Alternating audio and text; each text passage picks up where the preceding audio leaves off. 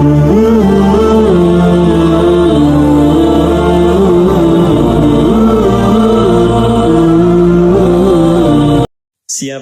laki-laki, perempuan, tua, muda, besar, kecil, bergelar ataupun tidak, salaka tariqa, yang menempuh perjalanan yang tidak mudah. Ada syari', ada tariq, itu berbeda. Syari' jalan yang luas, jalan yang lebar, jalan yang lapang. Jika menjadi panduan dan sifat disebut syariah. Ada syariat Islam, jalan yang lebar menuju Allah, yang lapang, yang memberikan sifat-sifat ibadah. Karena itu dalam syariat Islam ada salat, karena salat jalan menuju Allah. Supaya tersambung dengan Allah, supaya dapat ridha Allah, maka diberikan jalannya. Kalau punya harta bagaimana diridhoi oleh Allah? Ada jalannya, ada zakat. Kalau kita ingin mengontrol diri, nafsu, supaya Allah ridha dengan keadaan perilaku kita, ada jalannya, puasa. Kalau ingin dikumpulkan latihan sebagai miniatur kehidupan, supaya sehari, 2 hari, 3 hari, sampai 7 hari sepekan baik, usahanya bagus, pikirannya jernih, dikumpulkan jalannya dalam haji. Itu syariat. Jalannya lebar, lapang. Yang sekiranya belum bisa tahajud, ada duha, lapang sekali. Dari subuh ke zuhur, luas. Zuhur ke asar, lapang. Itu syariat. Jalannya syariat. Tapi tariq berbeda. Tidak mudah. Kadang jalannya berliku, kadang macet, kadang rebutan saf, kadang juga mau masuk sudah tertutup. Tapi semuanya dihitung oleh Allah melalui lisan Rasulullah SAW tanpa kecuali. Jadi tidak membedakan apakah di dalam masjid, di luar masjid, di parkiran, semua yang sudah berjuang datang ke satu tempat. Yaltamisu fihi ilma. Tujuannya satu, untuk mendapatkan tambahan ilmu yang mendekatkan dia dengan Allah. Bukan ilmu biasa. Mendapatkan tambahan ilmu yang dengan itu membuat dia semakin dekat dengan Allah. Tujuannya betul-betul itu. Ya. Jadi kalaupun terpaksa harus ngangkat handphone memvideo, supaya ingat ada ilmu yang mendekatkan diri dengan Allah. Sahalallahu lahu tariqan ilal jannah. Maka setiap langkahnya, lelahnya, pilunya, hartanya, keringatnya, Allah perintahkan pada malaikat, hitung semua itu, lipat gandakan, untuk meringankan langkah dia menuju surga saat hisab dilakukan. Jadi ini mahal, kegiatan seperti ini investasinya mahal. Karena ini proyek akhirat bukan dunia. Ya, proyek akhirat bukan dunia. Kenapa diberikan tawaran dunia? Konser yang harus bayar, belum tentu dapat apa-apa. Anda mengeluarkan uang berdesak-desakan mencari dunia. Ketika Allah menawarkan kehidupan abadi dengan keindahannya di surga, melalui lisan terbaik, orang terbaik di muka bumi yang pernah berkehidupan, maka disitulah kemudian hanya orang-orang yang merespon itu dan terpilih bisa mendapatkan kemuliaan dimaksud. Maka saya ucapkan selamat. Di antara sekian hamba Allah yang berkehidupan, kita yang digerakkan oleh Allah untuk berada di masjid ini. Maka di hadis lain, riwayat Al-Bukhari dari Muawiyah bin Abi Sufyan radhiyallahu taala anhum jami'an, qala Rasulullah sallallahu alaihi wasallam, man yuridillahu bihi khaira yufaqihuhu fid din. Siapapun yang diinginkan oleh Allah berubah menjadi orang baik, maka tanda pertamanya bukan diberikan dunia, bukan naik pangkat, tapi tanda pertamanya diberikan kecenderungan dalam hatinya untuk mau belajar agama supaya lebih dekat dengan Allah Subhanahu wa ta'ala. Tolong catat nih baik-baik. Wa innal malaikata, dan tanamkan pada hatimu yang paling dalam, jangan ragu. Sejak engkau berangkat, duduk, menunggu, belajar sampai pulang, Allah perintahkan para malaikat khusus la tadau ajnihataha, untuk membentangkan sayapnya, ridhan li talibil ilmi, untuk memberikan ridha para malaikat kepada setiap penuntut ilmu. Ridhanya malaikat nanti punya 3 arti pokok. 1, al-istighfar littullabil ilmi, permohonan ampunan kepada Allah bagi para penuntut ilmu. Karena itu para ulama terdahulu, kalau ada orang konsultasi ingin taubatnya cepat diterima oleh Allah, di antaranya diberikan 2. 1, tingkatkan bakti pada ibu. Yang kedua, diminta cari majlis ilmu. Oleh karena itu viral kisah seseorang yang kelak narasi ini diabadikan menjadi turunnya wahyu Quran surah keempat An-Nisa di ayat ke-100. Seorang pernah bunuh 100 orang, genap 100 orang. Dia mabuk, dia kerjakan maksiat, tiba-tiba ingin tobat. Konsultasi, oleh seorang kiai diarahkan, kamu pergilah ke kiai fulan untuk membimbing. Nah, ini sunnah. Tidak bisa semua kiai itu menguasai segala bidang. Karena itu saling mereferensikan. Yang ini ahli hadis, orang ingin belajar tafsir, referensikan, belajar pada kiai fulan. Ya, jangan dicegah, jangan dikondisikan pada satu pihak sehingga ketika ini keliru ada yang membenarkan. Maka diarahkan pada kiai dimaksud, berangkat dia. Saat berangkat itu dengan niat ingin berubah. Ini man salaka tariqa, ingin berubah dengan niat yang sangat kuat. Di perjalanan maut datang menjemput, belum sampai ke majelis ilmu. Thumma yudrikul maut, tiba-tiba maut datang baru lebih sejengkal dari perjalanan itu. Jadi kalau jaraknya 100 meter, dia baru 50 meter plus 1 jengkal. Belum sampai ke tujuan. Tapi karena di jalannya, tapak kakinya dia niatkan untuk mendapatkan ampunan Allah, dia istighfar di jalannya, itulah kalimat pertama yang menggugurkan seluruh dosa-dosanya. Dihapuskan dosanya, lebih sejengkalnya menjadi amalan baru bagi dia. Maka taubatnya diterima, dosanya digugurkan, dan dengan amalan sejengkal dimasukkan ke dalam surga Allah Subhanahu wa taala. Wa may yuhajir fi sabilillah yajid fil ardi maraghaman katsiran wa sa'ah. Wa may yakhruj min baitihi muhajiran ila Allah wa rasulihi thumma yudrikul maut faqad waqa'a ajruhu 'ala Allah. Siapapun yang mau merubah dirinya, datang ke pengajian, ingin merubah diri, bukan ingin update status, bukan ingin cari konten supaya nambah subscriber, tapi betul-betul ingin merubah diri supaya lebih dekat dengan Allah. Lalu dia berangkat. Kalau dari dia belajar berpengaruh sampai kembali dia berubah, maka Allah berikan perubahan pada dirinya. Tanda pertamanya, Allah berikan keadaan hati yang lebih tenang dari sebelumnya. Jadi kalau cari pengajian, buat yang merubah kita lebih dekat dengan Allah. Hati semakin tenang, lebih enak ibadah. Kalaulah kemudian dia meninggal, dia keluar, belum sampai ke tujuan, meninggal di tengah jalan. Thumma yudrikul maut, faqad waqa'a ajruhu 'ala Allah. Pakai fa, harfu 'atfin rabitin baina syai'aini bila hudud. Huruf penyambung dua peristiwa tanpa jeda. Peristiwa pertama berangkat dari rumah mau ngaji, peristiwa kedua datang kematian, belum sampai meninggal. Digabungkan, saat meninggal itulah aku tuliskan. Kata Allah, aku perintahkan malaikat tuliskan pahalanya, gugurkan dosanya. Nah, ini yang menjadikan orang tadi bernilai di hadapan Allah. Sekarang saya balik tanya nih, ada yang pernah bunuh orang nggak di sini? Mumpung ada polisi tadi itu di luar tuh. Tidak ada. Ada yang sering mabuk? Tidak ada. Ada yang zina? Tidak ada. Anda bisa bayangkan, orang yang pernah bunuh 100 orang. Kriminal hidupnya, datang ke majelis ilmu, di tengah jalan meninggal, diampuni dosa, masuk surga.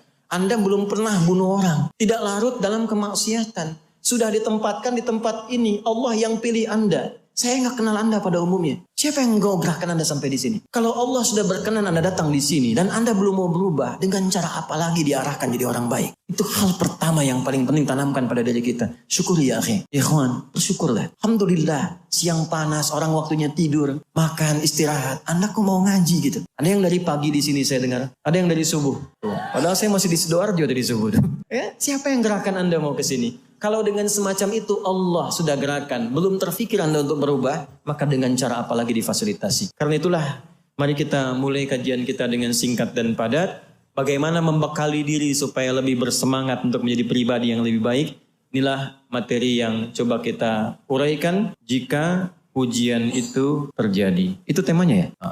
Maka hadapilah. Ya, demikian materi yang bisa disampaikan. Dosa dia, ujian terjadi kok bikin status. Nggak nyangka ya.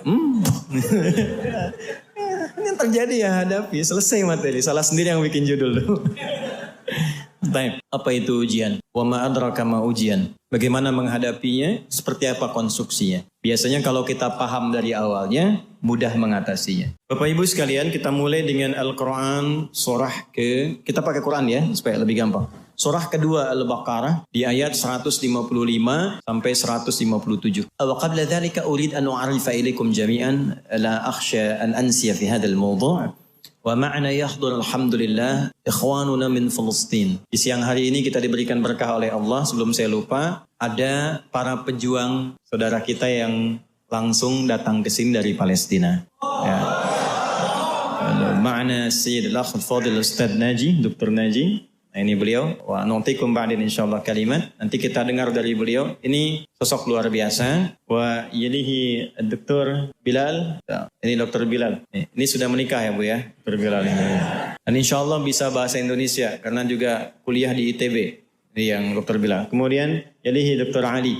Syekh Ali. Assalamualaikum warahmatullahi wabarakatuh. Nah, bisanya itu aja bahasa Indonesianya. Nanti يتفضل بعدين إن شاء الله نعطيكم في اللحظات الأخيرة من المحاضرة يعطي الكلمة للإخوان. Nanti kita dengar 5 menit 10 menit terakhir sebelum kita berakhir tausiah dan berdoa dari para pejuang-pejuang ini, barangkali ingin menyapa kita semua apa yang ingin disampaikan.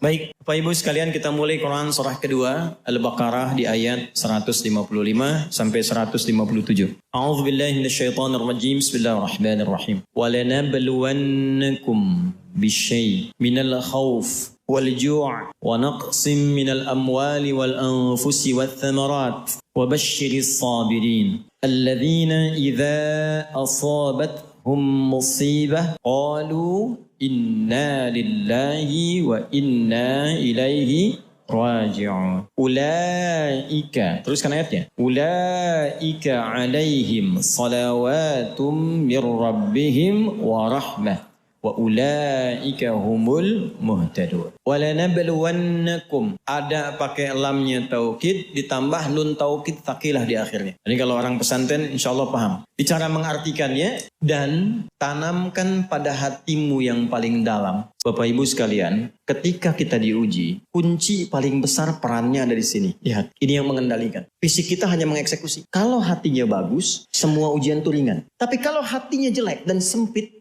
sekecil apapun ujian terasa besar. Maka ayat ini ingin memberikan satu panduan kepada kita, lapangkan hatimu di setiap saat, sehingga masalah apapun yang dihadapi jadi kecil. Anak muda datang kepada seorang kiai konsultasi. Saya sampaikan kisah ini pada presiden di masa lalu ketika sedang gundah. Dan ikut tausiah saya sampaikan, alhamdulillah setelah itu cerah. Fadilah Quran. Datang seorang anak muda ke seorang kiai, kusut wajahnya. Dia ingin mengadukan masalah. Dibawalah oleh kiai itu ke satu danau yang lapang. Kiainya bawa gelas, bawa garam. Jadi yang satu bawa gelas, satu bawa garam, satu genggam. Sudah tiba di samping, kata kiai itu, coba ambil air dari danau itu, ambil. Lalu diisi oleh kiai itu dengan setengah genggam dari garam. Minum. Oh, itu asin, minum dulu. Begitu diminum, betul asin. Dia muntahkan airnya. Lalu yang kedua, sisa setengah garam itu dilemparkan oleh kiai tadi ke danau tadi. Yang airnya segar. Sekarang ambil lagi yang baru. Diambil, minum. Bagaimana rasanya? Segar. Itulah keadaan hatimu. Kalau hatimu hanya sesempit cawan ini, maka masalah kecil pun akan terasa besar, seperti garam sedikit pun terasa asin. Tapi kalau engkau lapangkan hatimu seluas danau ini, maka yang besar akan terasa kecil, yang hilang pun, yang kecil pun hilang begitu saja. Nah, sekarang bacakan ayatnya. Alam nashrah laka sadrak. Hei, tolong tempatkan ayat itu kepada diri kita. Walaupun konteksnya waktu itu ke Nabi Muhammad. Bawa ke dalam diri kita. Misal, Asep ada di sini? Ada. Doni?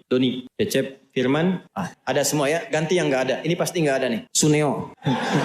Pasti gak ada ya. Misal Suneo nih diuji. Katakan pada hatinya. Alam nashrah laka sadrak. Hei Suneo. Udah, ketawa dulu. Ganti saya aja deh, Adi. Hei Adi Hidayat. Bukankah aku sudah buat hatimu lapang? Kenapa engkau kecilkan? Aku sudah ciptakan hatimu itu luas untuk menghadapi setiap masalah. Kenapa engkau jadikan kecil sehingga engkau tidak mudah menghadapi masalah? Ya akhi, hati kita ini diciptakan oleh Allah walaupun kecil, isinya lapang. Untuk apa? Memudahkan semua masalah dihadapi. Bahasa bebasnya begini, saya sudah lapangkan, kenapa engkau sempitkan? Sehingga masalah yang bisa engkau alami dengan mudah itu menjadi berat. Bukan karena berat masalahnya, tapi karena sempit hatinya. Alladzi kalau dhahrak, itu yang membuat kita itu berat dari ujung kepala sampai ujung kaki. Kepikiran, kasih ayam gak mau. Kenapa gak dimakan? Ayam belum digoreng. Jalan gelap gitu. Padahal harta masih ada. Cuman karena satu masalah. Alam nashrah laka sadrak wa wada'na anka wizrak. Dulu itu engkau punya banyak masalah. Aku selesaikan. Ini Anda berapa tahun? 20 tahun, 30 tahun, 40 tahun. Bukankah sepanjang hidup, kita sudah mengalami banyak masalah? Kalau dikumpulkan, kalau mau tahu, setiap punya masalah catat satu-satu. Supaya Anda tahu berapa masalah yang sudah Anda hadapi selama hidup. Ini sampai sekarang, ratusan ribu, jutaan masalah sudah kita hadapi. Allah sudah lapangkan hati kita, diselesaikan. Kenapa yang ribuan masalah yang lalu kita selesai nyaman, dengan satu masalah kita merasa berat? Aku sudah lapangkan hatimu sehingga ribuan masalah di masa lalu bisa selesai. Kenapa dengan satu masalah yang sekarang engkau begitu berat? Barangkali engkau sempitkan hatimu itu. Secara psikologi kalau sekarang punya masalah, lihat masa lalu. Yang dulu aja selesai, masa yang sekarang nggak selesai. Nah itu maksudnya. Katakan. وَوَضَعْنَا أَنْكَ وِزْرَكَ الَّذِي أَنْقَضَ ظَهْرَكَ وَرَفَعْنَا. Dulu kamu sukses, gak inget ya? Dulu kamu hebat, ketika hatimu lapang kamu sukses. Kenapa engkau harus tidak belajar dari peristiwa dulu? Apakah sukses tiba-tiba begitu saja sukses? Kan ada tahapannya. Yang ini pun aku akan antarkan kepada yang lebih tinggi lagi ketika engkau lapangkan keadaan hati. Tanya balik dong, belum selesai. Caranya gimana ya Allah supaya lapang? Inna ma'al usri, fa inna ma'al usri. Nah rumus nahunya pakai. Inna, yakinkan pada hatimu yang paling dalam. Katakan, di balik segala kesulitan pasti ada kamu. Loh, lihat sini. Saya bahas dua bagian. Ini masih ada waktu nggak? Alhamdulillah. Tenang. Insya Allah. Sampai jam berapa? Sepakat ya? Oke. Saya jam 2 kurang seperempat mau ke bandara. Anda sampai Isya. Yang belah sini nih Pak, tadi mau sampai Isya. Nih lihat sini. Perhatikan ayatnya. Inna ma'al usri. Nah, usri itu apa? Bukan sekedar sulit. Sulit itu ada dua kata di bahasa Arab. Ada sa'bun, ada usrun. Sa'bun, usrun. Hadha amru sa'b. Sa'bun itu kesulitan yang relatif. Kata si A sulit, yang lain mudah. Tuh. Bahasa Inggris sulit tidak? Sulit kata seseorang. Kata orang Inggris gampang. It's very easy to speak English because I'm England. Ya kan? Gampang. Hey John, have you been? Betul, bahasa Surabaya bagi orang Inggris susah. Bagi orang sini, gampang betul itu. Ya. Bahasa Arab itu gampang sekali. Saya tinggal di Arab, paling mudah bahasa Arab. Saking gampangnya, anak-anak kecil tuh bisa dari kecil bahasa Arab. Jangan Anda katakan karena dia tinggal di Arab. Karena unta sudah ribuan tahun di Arab, gak bisa bahasa Arab. Beo Surabaya, bawa ke Arab. Ajarin, kaifa haluk dalam sehari. Kaifa haluk. Beo, halo? Itu sa'bun, relatif. Tapi usrun, semua menganggap sulit. Siapapun menganggap sulit. Bawa mobil mudah atau sulit? Sulit, bawa mobil. Mengendarai mobil, relatif. Bawa mobil sulit. Coba praktekin di luar itu. Bawa mobil. Hamdus sayyarah. Amrun thaqil ya akhi. Susah itu. Amrun usrun. Amma qiyadatus sayyarah. Itu rubbama sa'bun wa masah. Alaysa kadhalik? Bala. Idhan nahnu nuwasil bilugha al-arabiyyah. Idhan ma'adhalik. Demikian. Sebaliknya. Perhatikan baik-baik. Mudah itu bahasa Arabnya ada dua. Ada yusrun, ada sahlun. Sahlun itu relatif. Kata si A mudah, yang lain belum tentu. Tapi kalau yusrun, itu semua mengatakan mudah. Tuh. Lihat lawannya. Usrun ketemu yusrun. Bukan cuma hurufnya ditukar, ain jadi ya, bukan. Itu pun dalam ilmu lughah, fikih lughah, itu hebat itu. Ain kan huruf sulit. Ya, wasatul halaq di sini sama dengan ha. Ana Arab. Ya, sini tuh. Ya, itu nggak mudah. Ya itu mudah. Ya. Dari yang paling sulit ke mudah. Nih. Cara memahaminya bagaimana? Sesulit apapun masalahmu yang orang lain mengatakan mustahil ini selesai, Allah berikan solusi yang paling mudah sampai mereka mengatakan, oh bisa ya, mudah banget. Kapan itu terjadi? Ketika Anda menancapkan keyakinan pada diri Anda. Jangan goyah, yakin tanpa ragu. Dari mana taunya? Inna tadi pakai harfu nasbin wa taukidin tansibul isma wa tarfa'ul khabara mabniun al fathi la mahalla lahu minal i'rab. Pakainya pakai ilmu balaghah. Nasab, tancapkan. Nasabar rajulu asahu fil ardi. Menancapkan tongkat dengan kuat tanpa ragu. Tancapkan pada hatimu, jangan ragu. Katakan. Makanya boleh bu, diungkapkan dengan lisan. Jangan pendam di hati. Ungkapkan dengan lisan. Bagaimana kalimatnya? Pasti selesai. Kalau terjemah begitu, di balik kesulitan ada kemudahan. Kepanjangan. Pasti selesai. Ada solusinya. Tulis. Katakan pasti bisa. Pasti bisa. Pasti bisa. Kalau yang pertama tadi, tidak mungkin saya diuji kalau saya nggak mampu. Mampu. Yang kedua, pasti ada solusinya. Pasti bisa. Itu yang punya ayatnya kita. Yang pakai orang Jepang. Saya ngajar di Jepang. Dan belajar bahasa Jepang. Saya belajar bahasa Jepang. Watashi wa Indonesia no adi desu. Saya adi dari Indonesia. Ya, kami buka sekolah di Saitama. Ada sekolah Islam pertama di Jepang dari TK sampai SMA. Itu kurikulumnya dari kami. Mau dibuka November nanti. Tanggal 10. Hari Pahlawan. Yang mau saya katakan, di Jepang anak TK itu mempraktekkan makna ayat ini. Jadi kalau mereka sudah mau belajar, mengatakan, bisa, kami bisa, kami bisa, kami bisa. Ini kalau generasi tahun 80-90-an, dulu tahun 95-96, itu ada acara namanya Benteng Takeshi. Ya. Seangkatan dengan Dragon Ball kan? Ya, Susuke Watanabe yang baru meninggal kemarin tuh ya. Baik. Saya hafal saya itu. Nonton enggak?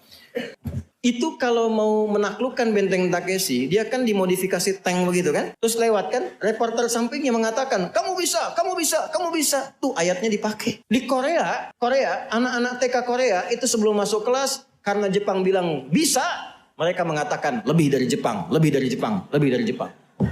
Itu betul dari sejak TK. Lebih dari Jepang, lebih dari Jepang. Makanya Jepang bikin Honda, Korea bikin Hyundai. Betul, Hyundai itu pengucapannya, Hyundai tulisannya. Iya. Korea, Jepang masuk Piala Dunia, Korea juga nyusul. Itu produk kayak Sinteyong dan sebagainya itu. Yang kemarin kalah 2-1 lawan Cina. Sebentar lagi kita ketemu Jepang itu. Saya hafal. 1-1 dengan Australia, 1-1 dengan Saudi, 2 sama dan 96+3. Ya, waktu di Bahrain. Hafal saya itu. Ya, karena line up-nya kurang bagus waktu di Cina, mungkin persiapan Jepang yang turun pertama ya tidak seperti yang sebelumnya, maka kalah 2-1. Saya hafal, nonton enggak? Betul, saya nggak nonton saya, cuma saya senang baca. Senang baca, lihat supaya aktual dalam dakwanya. Sir Alex Ferguson baru dipecat, saya tahu.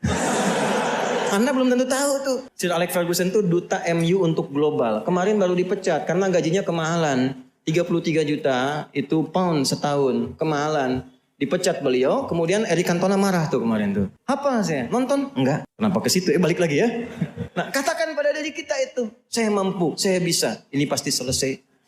Katakan supaya termotivasi. Nah, nanti setelah itu jangan sampai di situ aja. Pasti bisa, pasti bisa. Tapi nggak ada ikhtiarnya ya tetap nggak akan selesai. Faida faraghta.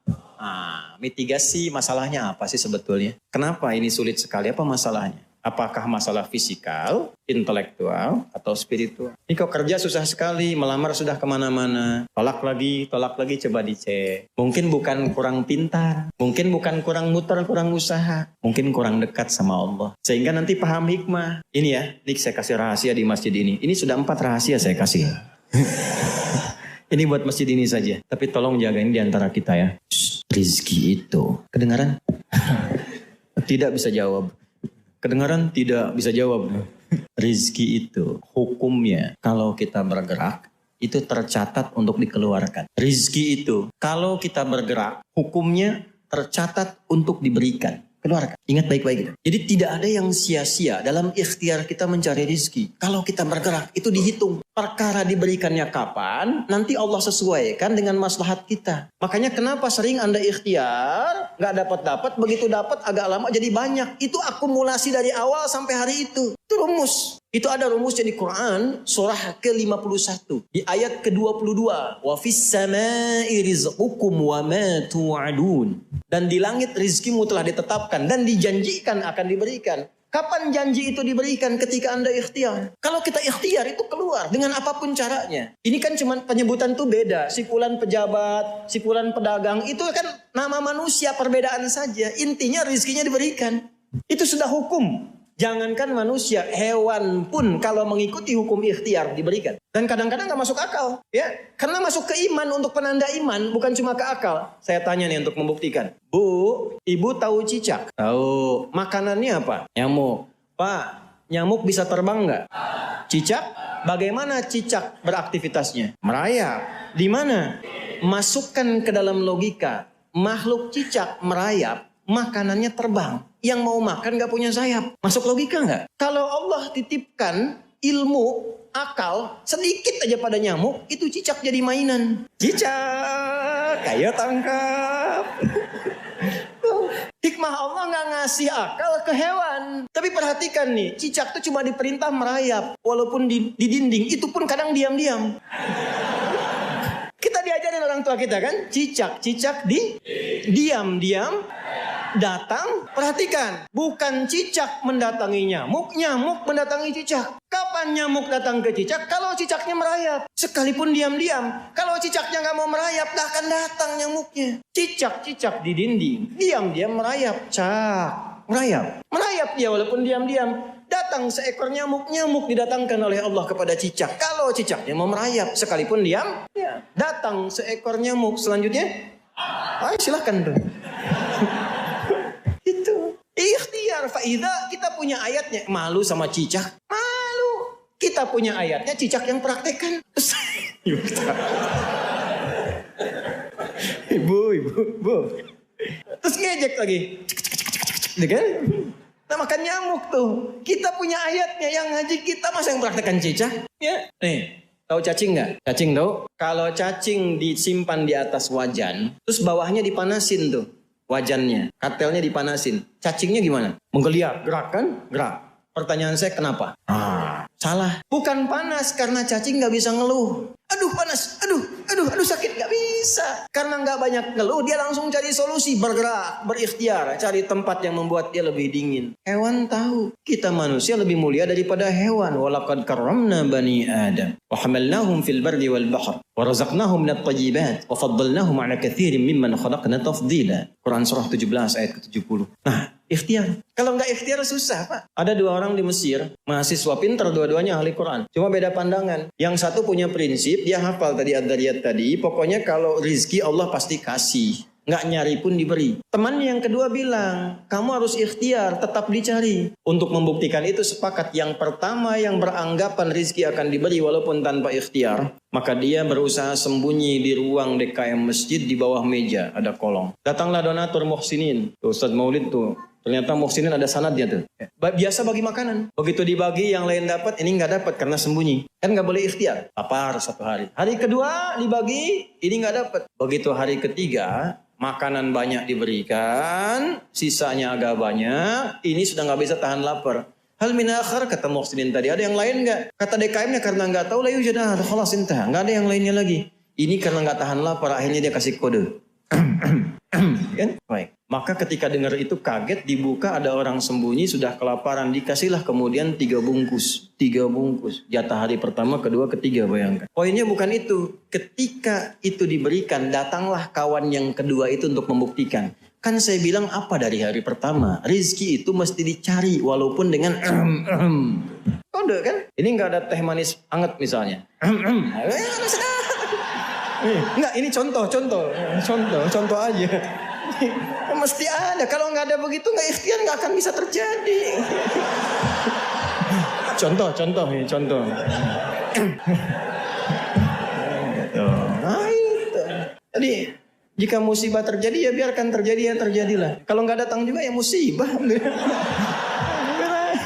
Gitu. Nah, jadi itu kita hadapi saja, hadapi yang tenang, yang baik, itu saja, nggak banyak ya. Jadi satu, yakinkan pada diri kita bahwa musibah itu anugerah ya, untuk menguji kita, meningkatkan amal soleh kita. Menguji itu maksudnya memberikan kemampuan lebih pada kita, sehingga ketika jawaban doa diberi, kita punya kemampuan mengelolanya. Kayak saya tadi mau ke Libya, oleh Allah disekolahkan dulu di Ciputat, 2 tahun dididik, cara memahami hukum begini, semuanya pakai bahasa Arab, cara presentasi begini. Sehingga ketika sampai kemudian ke Tripoli, saya bisa menyesuaikan. Saya datang sepekan kemudian ujian, Pak. Nggak mudah, sampai tangan saya bengkak yang gini tuh. Ujiannya begini, soalnya cuma 3. Tapi 1 itu bisa 5 lembar. Ada dosen luar biasa, mutasyaddid killer. Setiap mau jawab, mesti nulis Asmaul Husna 99 dengan maknanya, dengan hadisnya, dengan tafsirnya. Baru jawab soalnya. Itu kalau sudah mata pelajaran akidah itu, ini bengkak ini. Sepekan. Tapi dapat mumtaz saya. Mumtaz ma'asyaraf itu. Fadilahnya apa? Yang tadi disiapkan dulu. Kalaulah tidak disiapkan dulu tadi, nggak mungkin kemudian bisa mendapatkan tambahan bekal pengetahuan. Seperti itu memahaminya.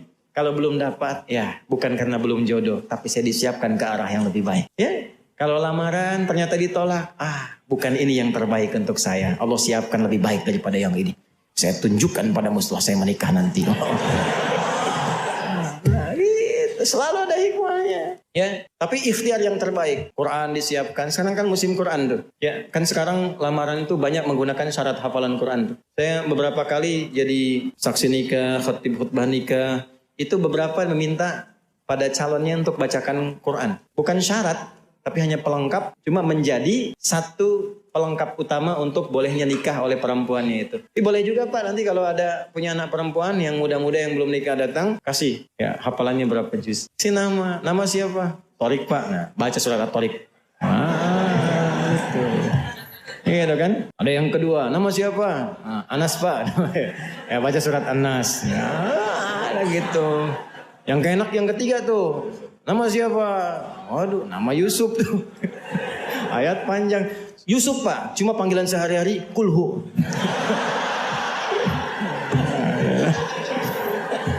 Ya itu ya yang kita kaji hari ini. Amanat saya 2. 1, jaga sholat. Saya mohon kalau bisa saling mendoakan, upayakan tahajud. Ya, kalau sholat 5 waktu nggak usah ditanya, itu standar. Tahajud itu luar biasa fadilah. Kalau bisa jangan tinggal kalau masih mampu menunaikannya. Berusaha walaupun sunnah hukumnya. Yang kedua Quran. Saya mohon Quran. Jadi ahli Quran. Sehari baca Quran. Baca Quran. Mau tidur baca dulu. Mau berangkat 1 lembar aja. Suami istri 1 halaman sebelum tidur sama anak-anak baca. Insya Allah teduh ke hati. Walladzi anzala as-sakinata fi qulubil mu'minin liyazdadu imanan ma'a imanihim. Di rumah tangga pengen sakinah, kuncinya iman, jalurnya Quran. Orang yang rajin mengkaji Quran, baca Quran, insya Allah dijaga oleh Allah kehidupan rumah tangganya dan jasadnya dijaga ketika dia meninggal. Ya, saya juga sama Bu. Ini jangan dikira saya dari pagi itu belum berhenti sampai sekarang. Silakan tanya sama bapak-bapak ini. Tapi yang mau saya katakan, saya masuk mobil saya ngaji, jalan saya ngaji saya. Murojaah. Ngaji Pak. Pesawat saya naik ngaji, nunggu ngaji. Cuman kan harus pengumuman, saya mau ngaji dulu ya, nggak begitu. Ya, ngaji aja biasa. Murojaah, tanamkan lagi. Tapi ke hatinya enak, tenang. Ya, lihat antum walaupun banyak masalah kan tenang. Gitu. Alhamdulillah.